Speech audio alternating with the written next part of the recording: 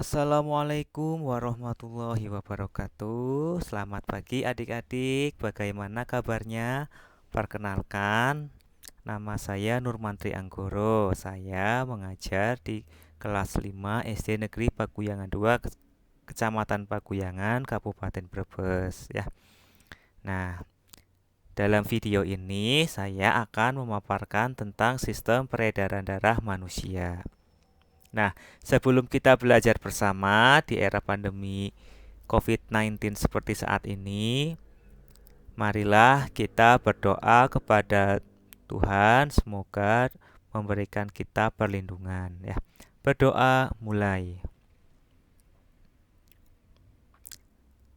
Berdoa selesai. Baik, untuk video pembelajaran ini akan membahas tentang sistem peredaran darah manusia.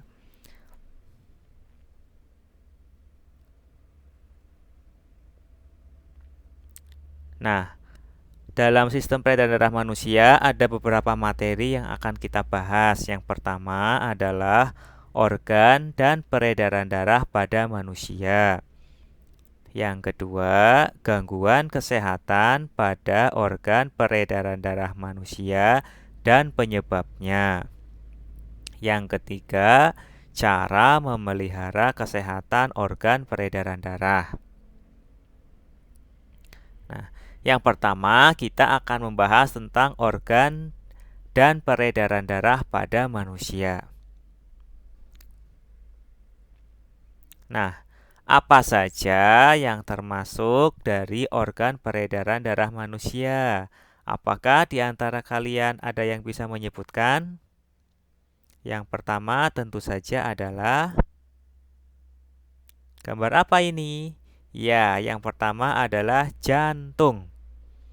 Nah, jantung adalah organ manusia yang bekerja terus-menerus tanpa henti. Yang kedua adalah pembuluh darah. Dan yang ketiga adalah darah.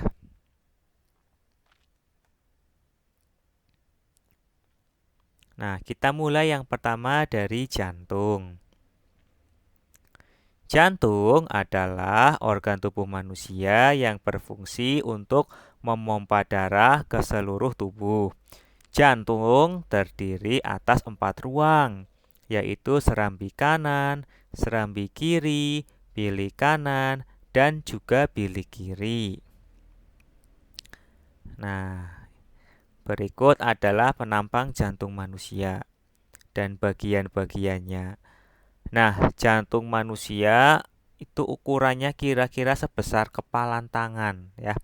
Kemudian letaknya ada di dada sebelah kiri. Nah, kalau kalian memegang dada yang sebelah kiri, nah kalian akan merasakan ada sesuatu yang berdetak. Nah, itulah jantung kita ya.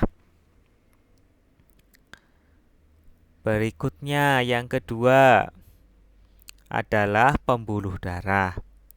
Apa itu pembuluh darah? Pembuluh darah adalah saluran tempat mengalirnya darah dari jantung ke seluruh tubuh dan dari seluruh tubuh kembali lagi menuju ke jantung. Pembuluh darah terdiri atas 3 jenis.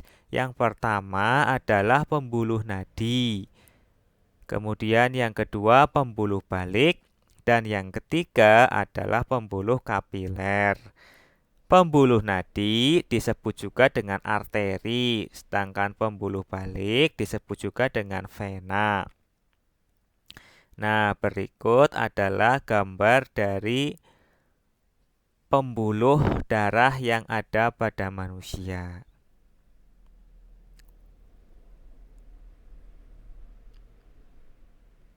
Nah, jika diperhatikan, diperjelas akan seperti ini ya. Warna merah ini aliran darah dari jantung menuju seluruh tubuh. Nah, ini adalah pembuluh arteri. Warna biru ini menuju ke jantung. Nah, ini berarti pembuluh vena. Sedangkan pertemuan dari cabang-cabang yang paling kecil adalah pembuluh kapiler. Nah, di pembuluh kapiler ini nanti akan terjadi pertukaran antara oksigen ditukarkan dengan karbon dioksida. Nah, untuk dikeluarkan dari tubuh melalui sistem pernafasan. Nah, yang ketiga adalah darah. Nah, jenis-jenis darah apa saja ada yang tahu? Yang pertama adalah sel darah merah atau dikenal juga dengan eritrosit. Nah, bentuknya seperti ini ya. Bulat, pipih dengan bagian tengahnya itu cekung. Ini diperbesar menggunakan mikroskop. Nah, yang kedua adalah sel darah putih atau leukosit. Nah, bentuknya seperti ini ya. Bulat, warnanya putih. Nah, kemudian yang ketiga adalah keping darah atau trombosit. Nah, untuk trombosit ini bentuknya berbeda dengan sel darah merah ya. Nah, yang keempat adalah plasma darah. Nah, ini gambar dari plasma darah. Selanjutnya, fungsi darah. Nah, apa saja fungsi dari darah? Yang pertama adalah darah ini berperan untuk mengedarkan zat makanan ke seluruh tubuh. Makanan yang kamu makan itu kan diserap di dalam usus. Nah, kemudian nanti akan diserap ke dalam usus. Dari zat makanan yang sudah diserap tadi akan diangkut oleh darah. Setelah itu mau diapakan? Tentu saja diedarkan ke seluruh tubuh untuk keperluan metabolisme di dalam tubuh kita, ya. Nah, ini adalah tugasnya dari sel darah merah ya. Yang kedua, mengangkut oksigen ke seluruh tubuh. Nah, ini juga masih sama ya. Ini juga masih tugas dari sel darah merah. Oksigen ke seluruh tubuh. Nah, oksigen kita hirup saat kita sedang bernafas. Nah, saat kita bernafas, oksigen itu akan masuk menuju paru-paru dan sampai ke ujung yang paling kecil di dalam paru-paru yang dinamakan dengan alveolus.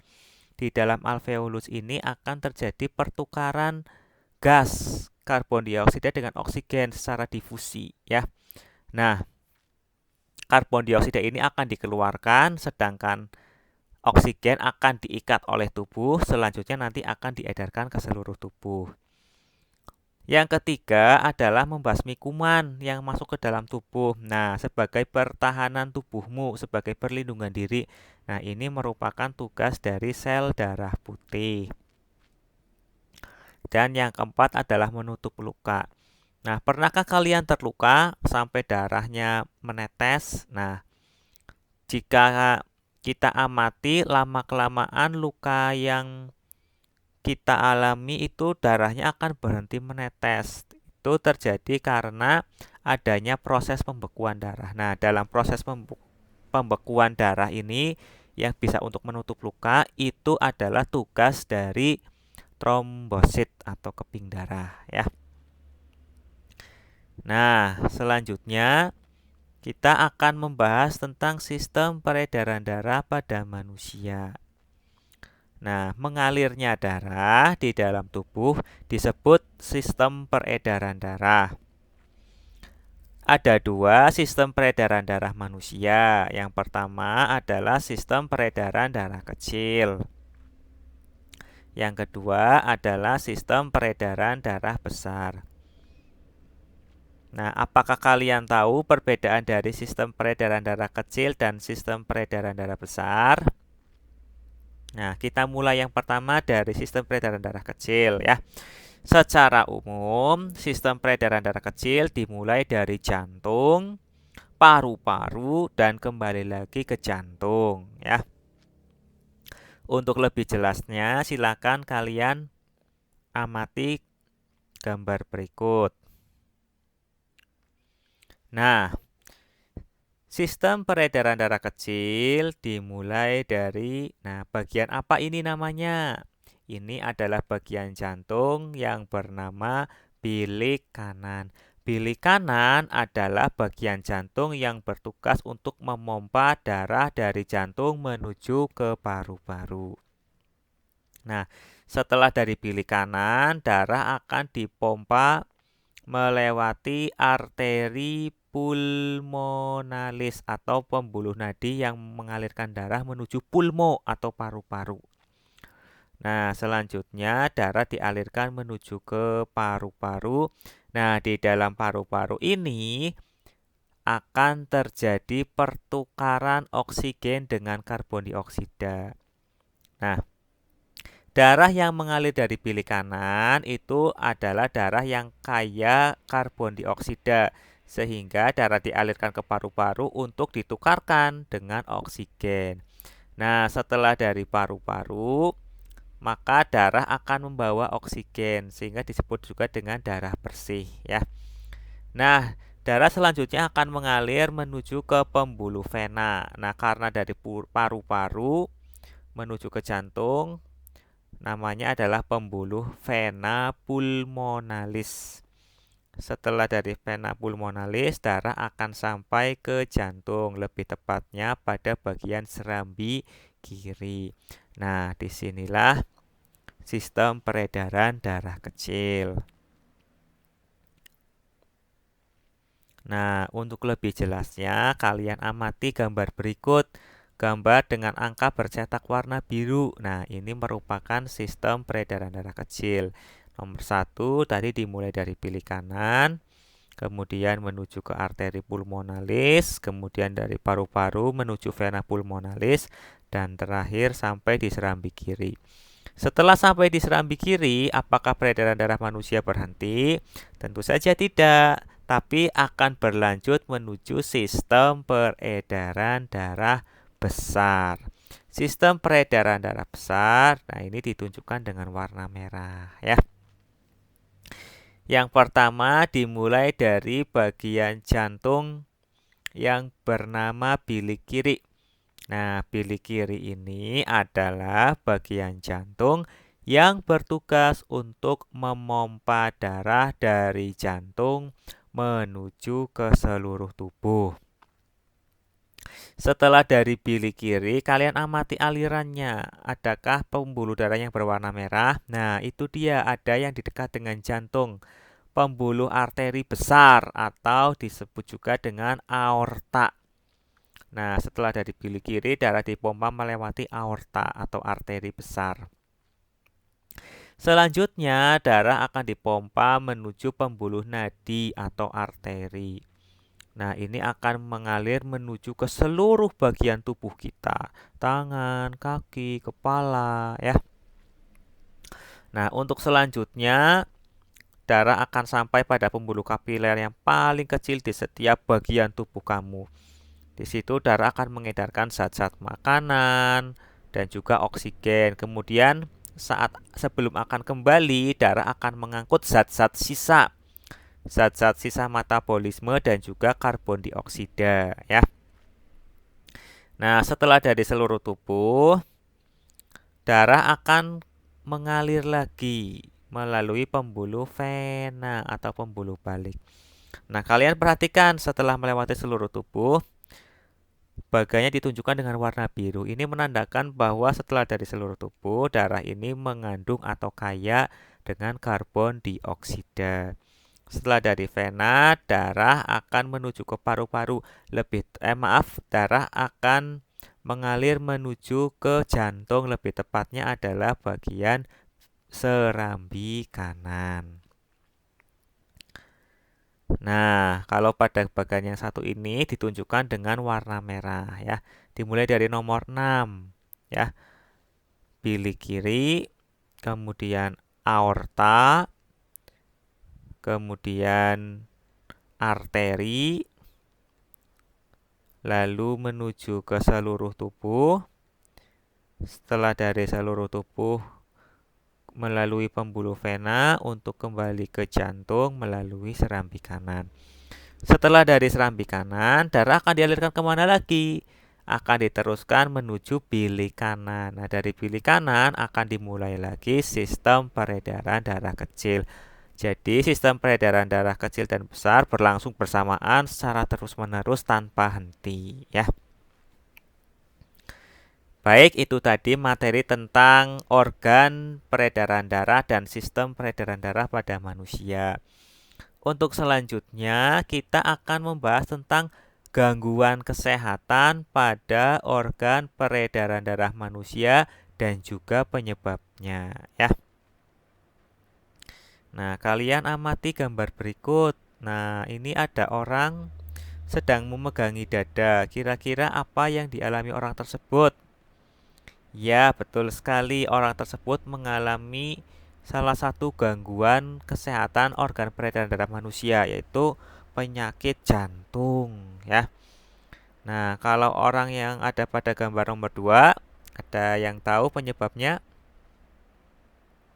Nah, orang yang pada gambar kedua ini mengalami gangguan kesehatan yang disebut dengan stroke.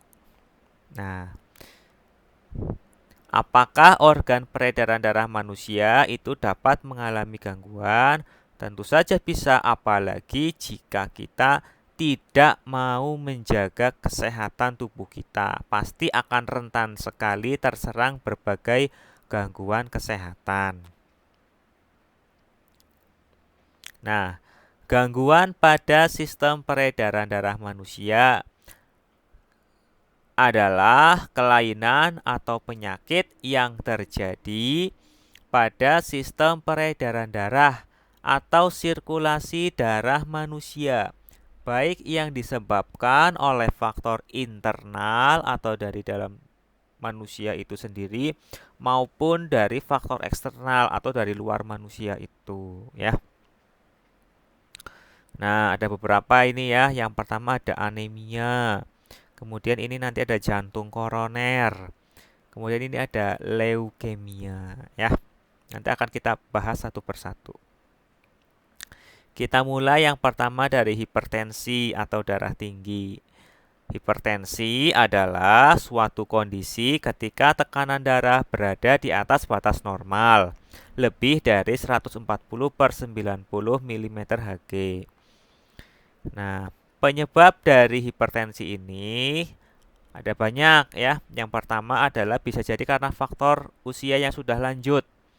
Kemudian kebiasaan merokok. Nah, merokok itu jelas tidak baik ya karena berdampak buruk bagi kesehatan. Kemudian yang ketiga, jarang berolahraga.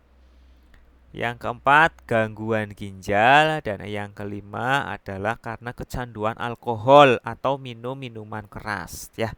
Itu tidak baik bagi tubuh kita. Nah, selanjutnya apa saja gejala dari hipertensi? Yang pertama ini kepala pusing. Yang kedua, penglihatan buram. Yang ketiga, detak jantung tidak teratur. Yang keempat, nyeri dada. Dan yang kelima, sulit bernafas. Nah, berikut ini adalah gambar gangguan kesehatan peredaran darah yang kedua, yaitu penyakit jantung koroner. Jantung koroner adalah kondisi ketika pembuluh darah jantung atau arteri koroner tersumbat oleh timbunan lemak darah atau kolesterol. Nah, penyebabnya adalah akibat dari timbunan plak pada pembuluh darah yang menutrisi jantung, yaitu arteri koronaria.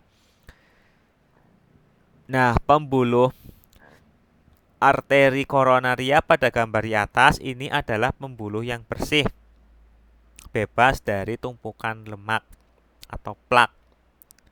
Sedangkan pada gambar yang di bawah ini adalah pembuluh darah yang sudah tertutup oleh timbunan lemak. Akibatnya pembuluh darah pun akan mengalami penyempitan ya. Tentu saja ini tidak baik bagi kesehatan tubuh kita. Nah, tumpukan plak ini biasanya disebabkan karena kita sering mengkonsumsi makanan-makanan yang mengandung terlalu banyak lemak ya. Maka dari itu kurangi mengkonsumsi makanan yang berlemak atau berminyak ya. Nah, gejala dari penyakit jantung koroner yang pertama adalah nyeri dada. Kemudian yang kedua sesak nafas. Yang ketiga mudah lelah. Yang keempat keringat dingin. Serta mual dan muntah ya. Nah, yang berikutnya adalah penyakit stroke. Stroke adalah penyakit yang menyerang sistem saraf pada otak yang disebabkan oleh penyumbatan atau pecahnya pembuluh darah. Penyebabnya bisa karena yang pertama hipertensi atau tekanan darah tinggi, serta pengaruh dari obat-obatan pengencer darah. Nah, gejalanya adalah tungkai mati rasa, bicara menjadi kacau atau tidak jelas, wajah terlihat menurun atau tidak simetris antara wajah bagian kanan dan kiri. Kemudian kelumpuhan di sebagian anggota tubuh, misalnya lumpuh separuh badannya ya.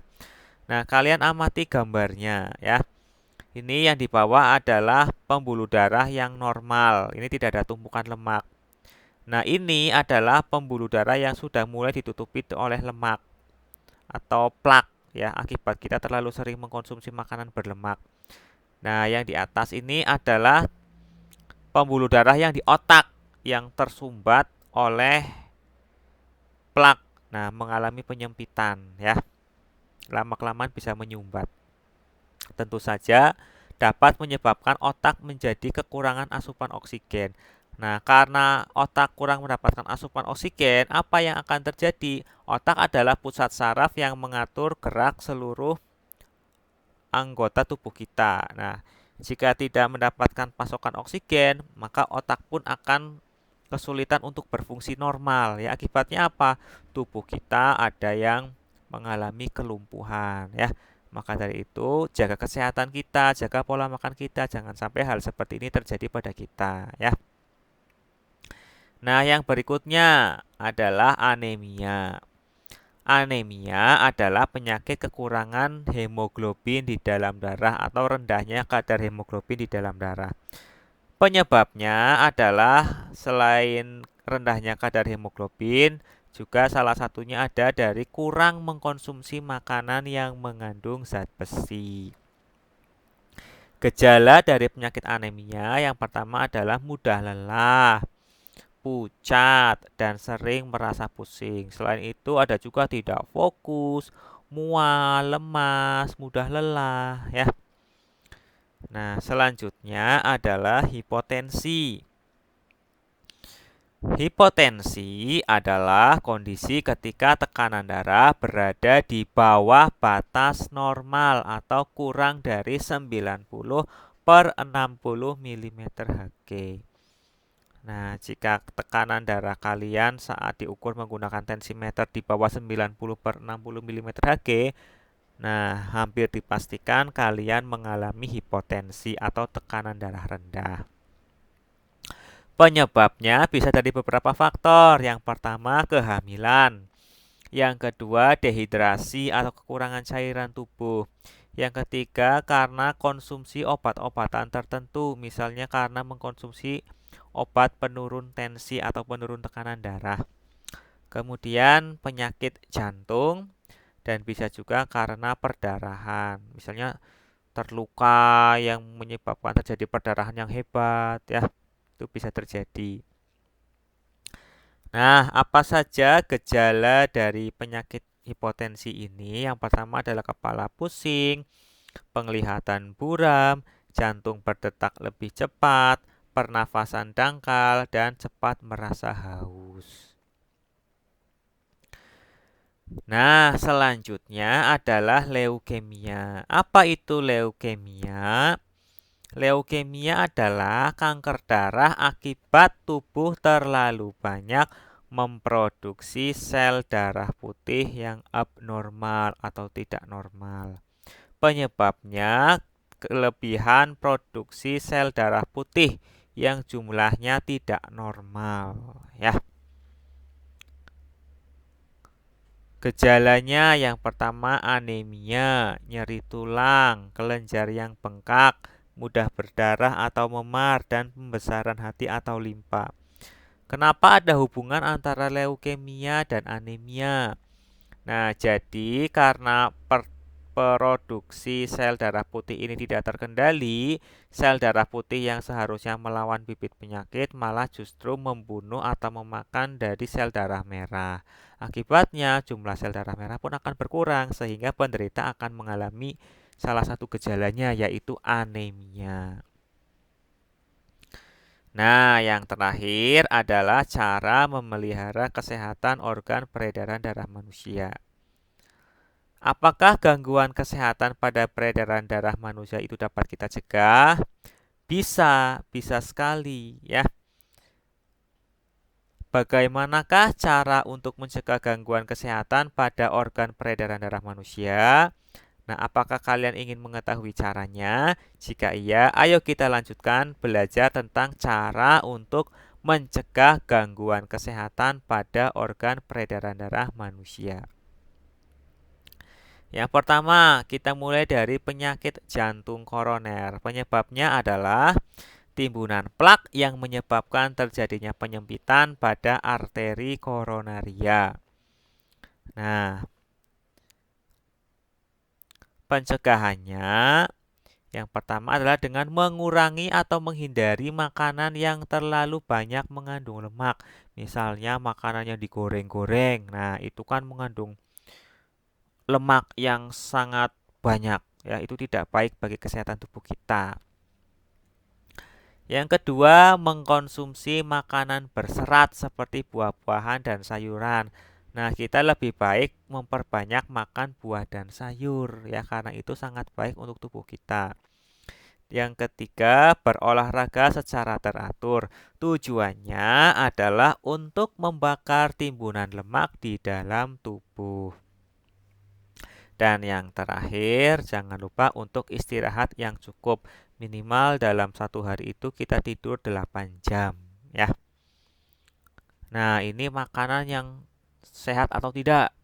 Nah, ini yang tidak sehat ya. Ada kentang goreng, donat goreng, goreng-goreng, serba digoreng ya, itu tidak sehat. Nah, ini makanan yang sehat ya. Dari buah-buahan dan sayur-sayuran yang mengandung serat yang tinggi. Nah, yang kedua adalah penyakit anemia. Penyebabnya adalah rendahnya kadar hemoglobin dalam darah disebabkan oleh kurangnya mengkonsumsi makanan yang mengandung zat besi. Nah, bagaimana cara kita mencegah anemia? Yang pertama adalah mengkonsumsi makanan yang mengandung zat besi. Yang kedua, mengkonsumsi makanan yang dapat membantu penyerapan zat besi. Misal ada tomat, pisang, pepaya. Yang ketiga, mengurangi konsumsi minuman yang menghambat penyerapan zat besi di dalam tubuh. Misalnya seperti kopi, teh, ya. Yang keempat, mengkonsumsi sayuran hijau. Kemudian yang kelima, jika diperlukan, boleh mengkonsumsi suplemen penambah darah atau tablet tambah darah, ya. Nah, ini bahan makanan yang banyak mengandung zat besi. Ada hati, brokoli, kacang-kacangan, ya.